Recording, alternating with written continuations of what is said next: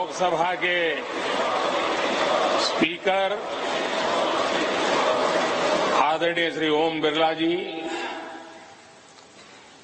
राज्यसभा के उपसभापति श्री हरिवंश जी, माननीय सांसदगण, सभी वरिष्ठ जनप्रतिनिधि, विशिष्ट अतिथि, अन्य सभी महानुभाव और मेरे प्यारे देशवासियों, हर देश की विकास यात्रा में कुछ पल ऐसे आते हैं जो हमेशा के लिए अमर हो जाते हैं।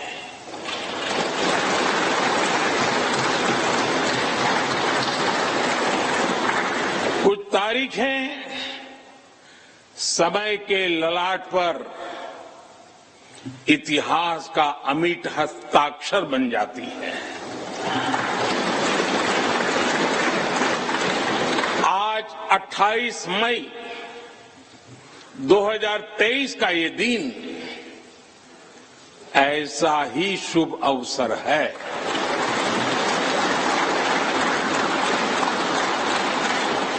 देश आजादी के 75 वर्ष होने पर अमृत महोत्सव मना रहा है। इस अमृत महोत्सव में भारत के लोगों ने अपने लोकतंत्र को संसद के इस नए भवन का उपहार दिया है।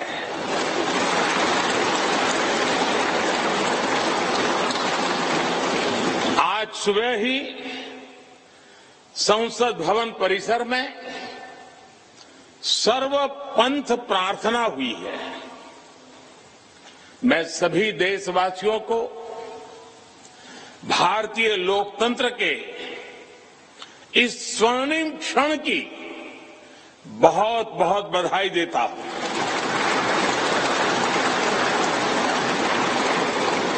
साथियों, ये सिर्फ एक भवन नहीं है,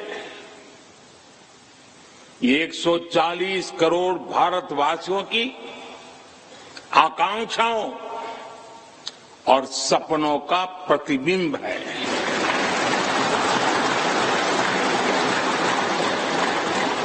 ये विश्व को भारत के दृढ़ संकल्प का संदेश देता हमारे लोकतंत्र का मंदिर है।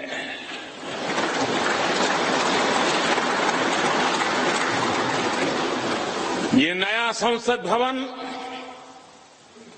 योजना को यथार्थ से, नीति को निर्माण से, इच्छा शक्ति को क्रिया शक्ति से, संकल्प को सिद्धि से जोड़ने वाली अहम कड़ी साबित होगा। ये नया भवन हमारे स्वतंत्रता सेनानियों के सपनों को साकार करने का माध्यम बनेगा। ये नया भवन आत्मनिर्भर भारत के सूर्योदय का साक्षी बनेगा।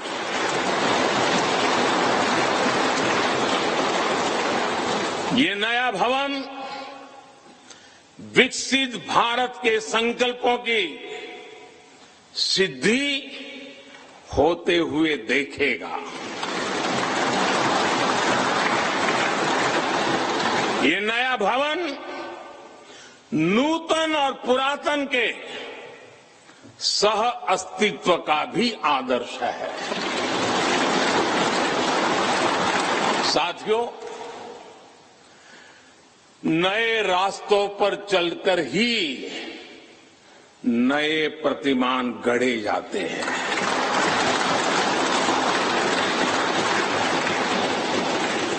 आज नया भारत नए लक्ष्य तय कर रहा है, नए रास्ते गढ़ रहा है, नया जोश है, नया उमंग है, नया सफर है, नई सोच है, दिशा नई है, दृष्टि नई है, संकल्प नया है, विश्वास नया है।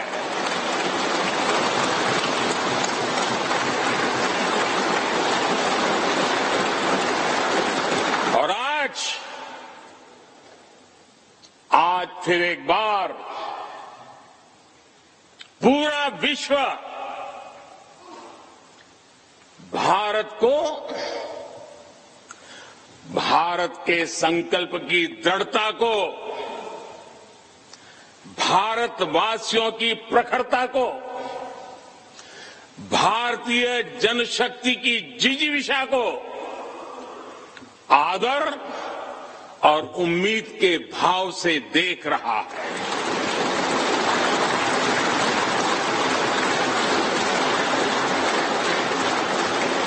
जब भारत आगे बढ़ता है तो विश्व आगे बढ़ता है।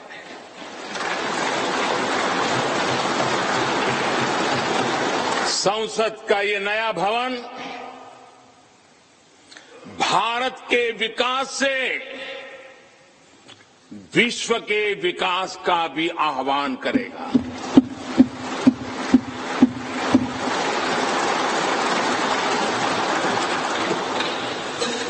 साथियों, आज इस ऐतिहासिक अवसर पर कुछ देर पहले संसद की इस नई इमारत में पवित्र सेंगोल की भी स्थापना हुई है।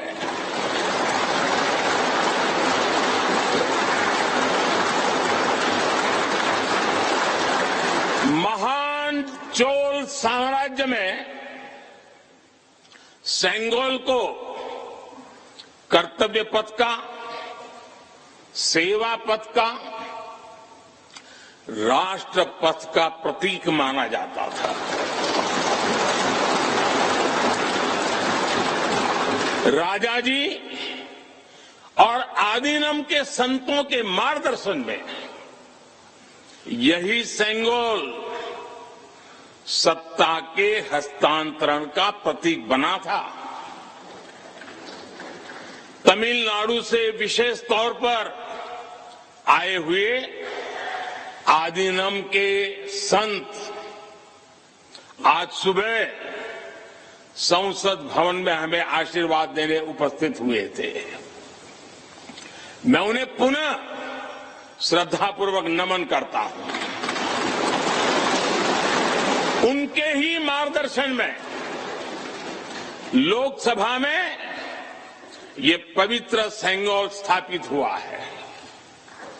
पिछले दिनों मीडिया में इसके इतिहास से जुड़ी बहुत सारी जानकारी उजागर हुई है।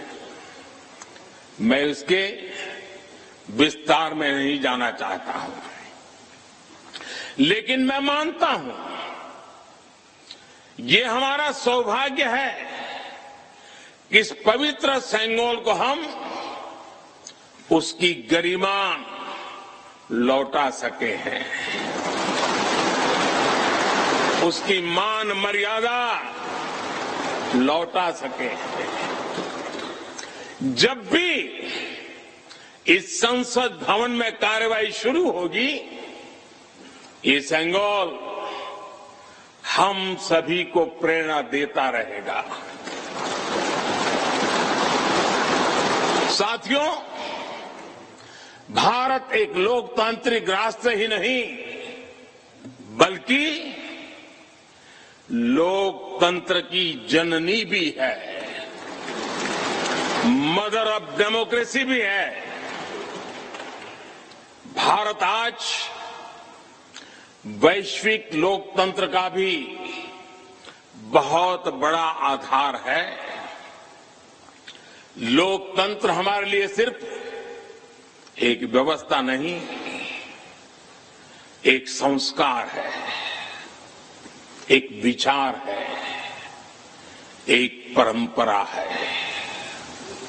हमारे वेद हमें सभाओं और समितियों के लोकतांत्रिक आदर्श सिखाते हैं। महाभारत जैसे ग्रंथों में गणों और गणतंत्रों की व्यवस्था का उल्लेख मिलता है। हमने वैशाली जैसे गणतंत्रों को जीकर दिखाया है। हमने भगवान बसवेश्वर के अनुभव मंटपा को अपना गौरव माना है। तमिलनाडु में मिला 900 ईस्वी का शिलालेख आज भी हर किसी को हैरान कर देता है। हमारा लोकतंत्र ही हमारी प्रेरणा है। हमारा संविधान ही हमारा संकल्प है। इस प्रेरणा, इस संकल्प की सबसे श्रेष्ठ प्रतिनिधि अगर कोई है तो ये हमारी संसद है। और ये संसद देश की जिस समृद्ध संस्कृति का प्रतिनिधित्व करती है उसका उद्घोष करती है। शेते निपद्यमानस्य शेते निपस्य मानस्य चराति चर्त भगः चरैवेति चरैवेति चरैवेति। कहने का तात्पर्य जो रुक जाता है उसका भाग्य भी रुक जाता है, लेकिन जो चलता रहता है उसी का भाग्य आगे बढ़ता है, बुलंदियों को छूता है। और इसलिए चलते रहो, चलते रहो। गुलामी के बाद हमारे भारत ने बहुत कुछ खोकर अपनी नई यात्रा शुरू की थी। वो यात्रा कितने ही उतार चढ़ावों से होते हुए, कितनी ही चुनौतियों को पार करते हुए आजादी के अमृत काल में प्रवेश कर चुकी है। आजादी का ये अमृत काल विरासत को सहेजते हुए विकास के नए आयाम गढ़ने का अमृत काल है। आजादी का ये अमृत काल देश को नई दिशा देने का अमृत काल है। आजादी का ये अमृत काल अनंत सपनों को, असंख्य आकांक्षाओं को पूरा करने का अमृत काल है। इस अमृत काल का आह्वान है, इस अमृत काल का आह्वान है मुक्त मातृभूमि को, मुक्त मातृभूमि को नवीन प्राण चाहिए, नवीन पर्व के लिए नवीन प्राण चाहिए। मुक्त गीत हो रहा, मुक्त गीत हो रहा नवीन राग चाहिए, नवीन पर्व के लिए नवीन प्राण चाहिए।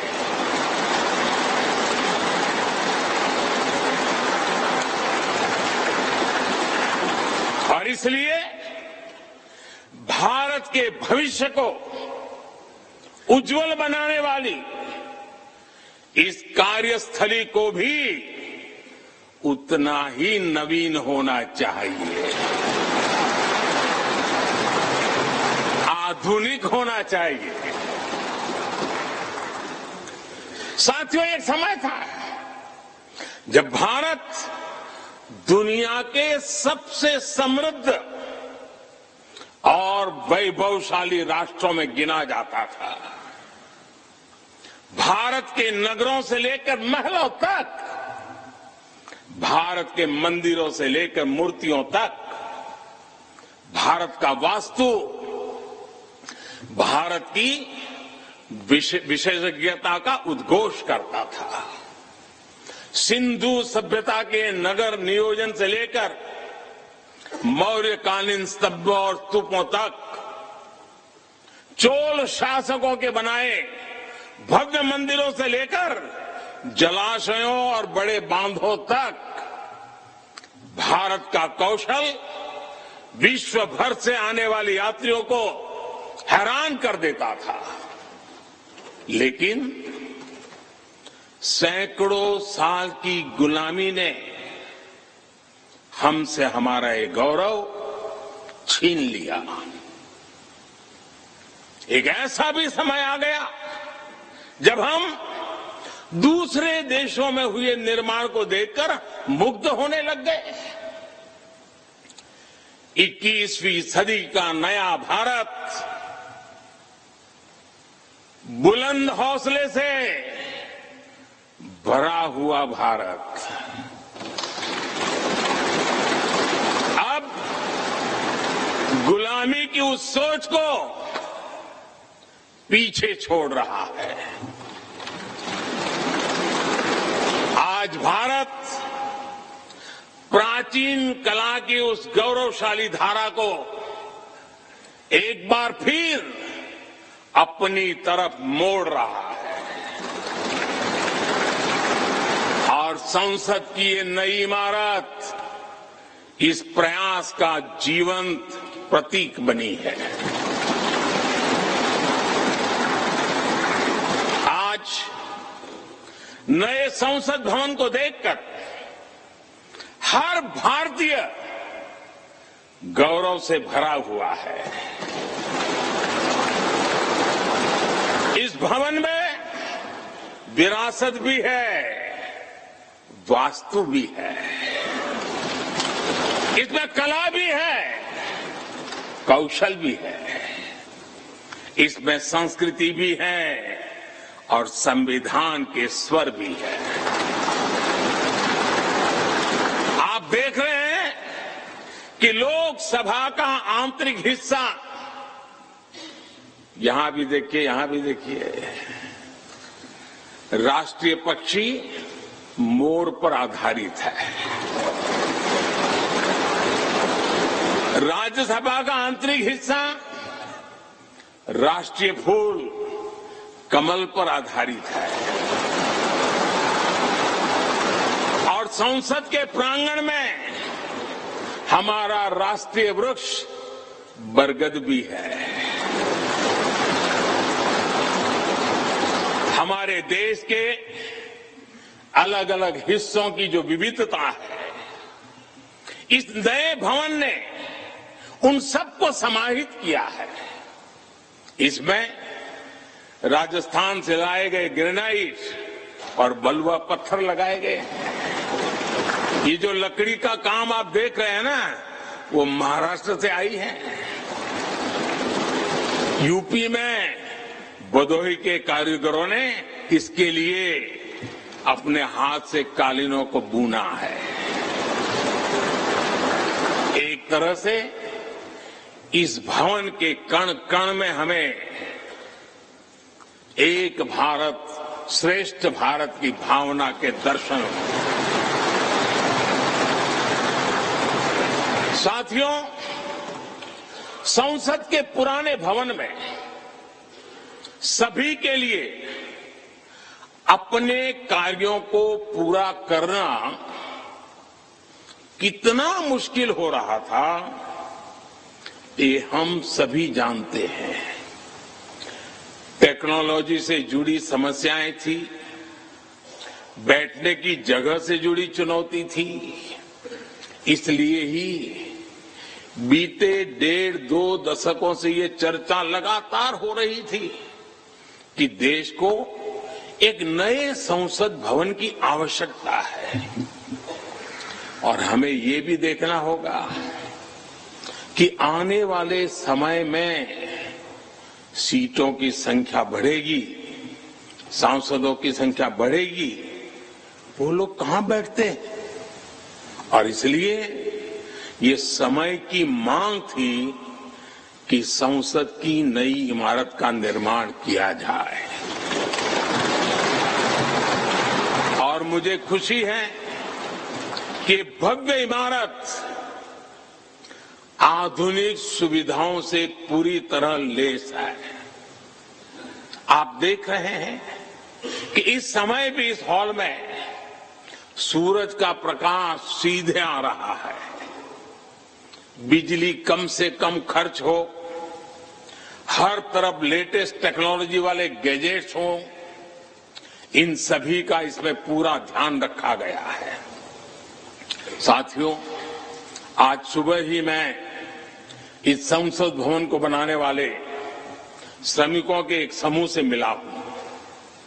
इस संसद भवन ने करीब 60,000 श्रमिकों को रोजगार देने का भी काम किया है। उन्होंने इस नई इमारत के लिए अपना पसीना बहाया है। मुझे खुशी है कि इनके श्रम को समर्पित एक डिजिटल गैलरी भी संसद में बनाई गई है और विश्व में शायद ये पहली बार हुआ होगा। संसद के निर्माण में अब उनका योगदान भी अमर हो गया है। साथियों, कोई भी एक्सपर्ट अगर पिछले 9 वर्षों का आकलन करे तो पाएगा कि ये 9 साल भारत में नव निर्माण के रहे हैं, गरीब कल्याण के रहे हैं। आज हमें संसद की नई इमारत के निर्माण का गर्व है, तो मुझे पिछले 9 साल में गरीबों के 4 करोड़ घर बनने का भी संतोष है। आज जब हम इस भव्य इमारत को देखकर अपना सर ऊंचा कर रहे हैं, तो मुझे पिछले 9 साल में बने 11 करोड़ शौचालयों का भी संतोष है, जिन्होंने महिलाओं की गरिमा की रक्षा की, उनका स्वर ऊंचा कर दिया। आज जब हम इस संसद भवन में सुविधाओं की बात कर रहे हैं, तो मुझे संतोष है कि पिछले 9 साल में हमने गांवों को जोड़ने के लिए 4 लाख किलोमीटर से भी ज्यादा सड़कों का निर्माण किया। आज जब हम इस इको फ्रेंडली इमारत को देखकर खुश है, तो मुझे संतोष है कि हमने पानी की एक एक बूंद बचाने के लिए 50,000 से ज्यादा अमृत सरोवरों का निर्माण किया है। आज जब हम इस नए संसद भवन की लोकसभा और राज्यसभा को देखकर उत्सव मना रहे हैं, तो मुझे संतोष है कि हमने देश में 30,000 से ज्यादा नए पंचायत भवन भी बनाए हैं। यानी पंचायत भवन से लेकर संसद भवन तक हमारी निष्ठा एक ही है, हमारी प्रेरणा एक रही। देश का विकास, देश के लोगों का विकास। साथियों, आपको ध्यान होगा 15 अगस्त को लाल किले से मैंने कहा था, यही समय है, सही समय है।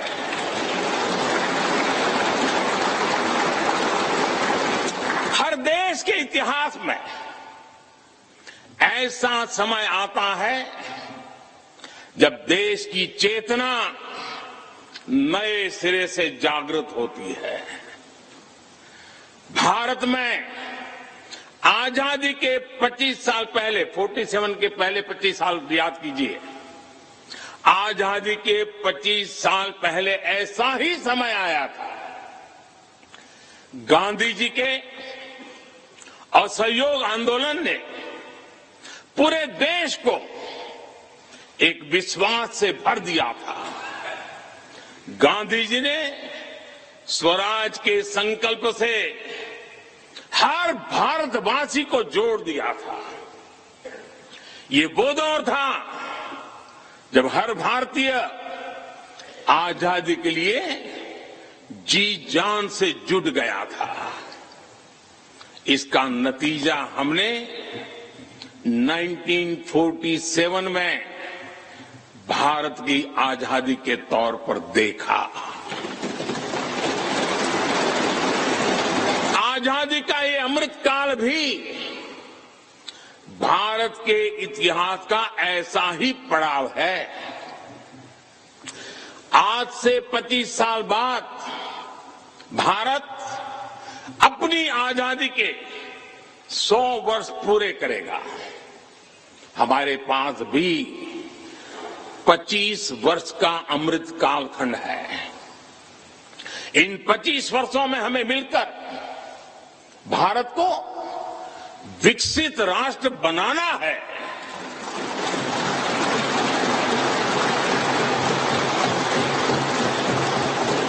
लक्ष्य बड़ा है, लक्ष्य कठिन भी है, लेकिन हर देशवासी को आज इसके लिए जी जान से जुटना ही है। नए प्रण लेने हैं, नए संकल्प लेने हैं, नई गति पकड़नी है। और इतिहास गवाह है कि हम भारतीयों का विश्वास सिर्फ भारत तक ही सीमित नहीं रहता। हमारी आजादी की लड़ाई ने दुनिया के बहुत सारे देशों में उस समय एक नई चेतना जागृत कर दी थी। हमारी आजादी की लड़ाई से भारत तो आजाद हुआ ही, साथ ही कई देश आजादी की राह पर चल पड़े। भारत के विश्वास ने दूसरे देशों के विश्वास को सहारा दिया था। और इसलिए भारत जैसा विविधता से भरा देश, इतनी बड़ी आबादी वाला देश, इतनी सारी चुनौतियों से लड़ने वाला देश जब एक विश्वास के साथ आगे बढ़ता है तो इससे दुनिया के अनेक देशों को प्रेरणा भी मिलती है। भारत की हर सफलता आने वाले दिनों में दुनिया के अलग अलग भूभाग में अलग अलग देशों की सफलता के रूप में प्रेरणा का कारण बनने वाली है। आज यदि भारत तेजी से गरीबी दूर करता है तो ये कई देशों को गरीबी से बाहर आने की प्रेरणा भी देता है। भारत का विकसित होने का संकल्प कई और देशों का संबल बनेगा। इसलिए भारत की जिम्मेदारी और बड़ी हो जाती है। और साथियों, सफलता की पहली शर्त सफल होने का विश्वास ही होती है। ये नया संसद भवन इस विश्वास को नई बुलंदी देने वाला है। ये विकसित भारत के निर्माण में हम सभी के लिए नई प्रेरणा बनेगा। ये संसद भवन हर भारतीय के कर्तव्य भाव को जागृत करेगा। मुझे विश्वास है इस संसद में जो जनप्रतिनिधि बैठेंगे वे नई प्रेरणा के साथ लोकतंत्र को नई दिशा देने का प्रयास करेंगे।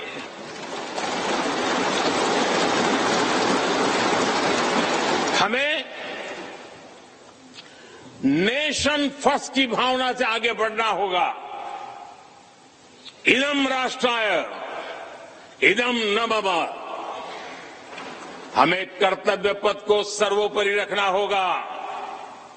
कर्तव्यमेव कर्तव्यम अकर्तव्यम न कर्तव्यम। हमें अपने व्यवहार से उदाहरण प्रस्तुत करना होगा। यद यदाचरति श्रेष्ठ तत्देव इतरो जनः। हमें निरंतर खुद में सुधार करते रहना होगा। उद्धरेत आत्मना आत्मानम। हमें अपने नए रास्ते खुद बनाने होंगे। अपदीवो भव। हमें खुद को खपाना होगा, तपाना होगा। तपसो ही परम नास्ति तपसा बिंदते महत।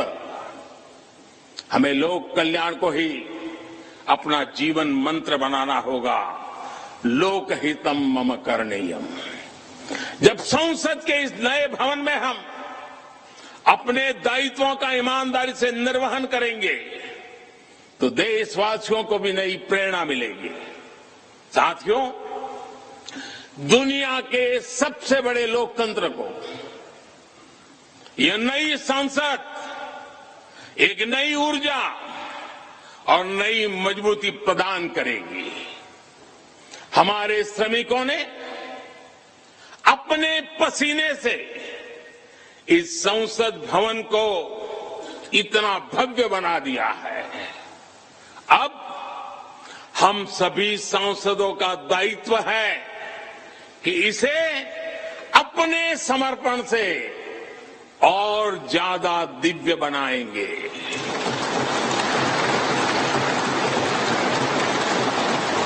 एक राष्ट्र के रूप में हम सभी 140 करोड़ भारतीयों का संकल्प ही इस नई संसद की प्राण प्रतिष्ठा है।